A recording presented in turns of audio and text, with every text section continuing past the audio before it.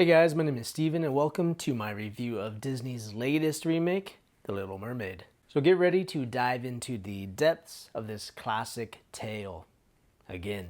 As a disclaimer though, I must confess that my memory of the original is as hazy as a foggy day at sea, but don't worry because this should allow me to approach this new rendition with a fresh perspective.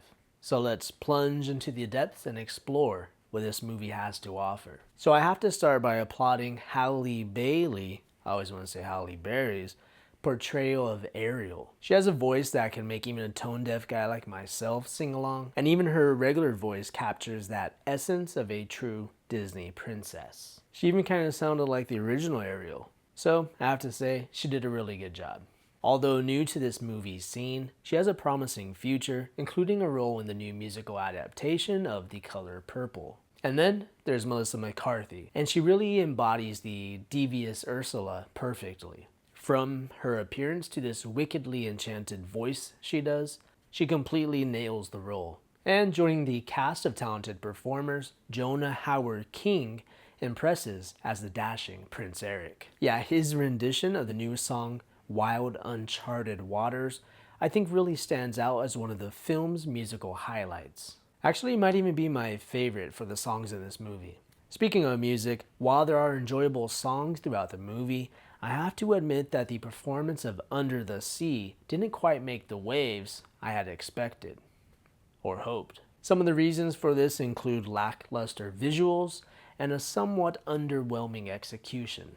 However, a few new additions to the soundtrack compensates for some of the omissions of other beloved tunes. So you can prepare yourself for a mixture of nostalgia and fresh melodies. Okay, but now let's address the underwater world. Unfortunately, I think the CGI falls short in bringing the sea creatures and the submerged environment to life.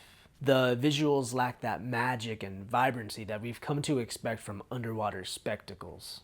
Honestly, I'd have to say that I much prefer the vibrant underwater kingdom of Atlantis and Aquaman. In contrast though, the scenes that were set out of the water were visually appealing and kind of exuded this more lively atmosphere.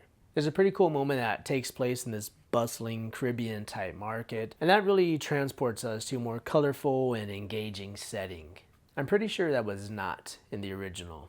Could be wrong. Okay, moving on, let's discuss a couple of curious choices in this adaptation. So the first one I think has to be Sebastian. I hate to say it, but this Sebastian's voice, while different from Samuel E. Wright's theatrical rendition, didn't really capture that same magic and musicality, though he was still Jamaican and had that accent. Actually, it's kind of interesting to think about which elements the filmmakers chose to preserve and which aspects they're comfortable with altering.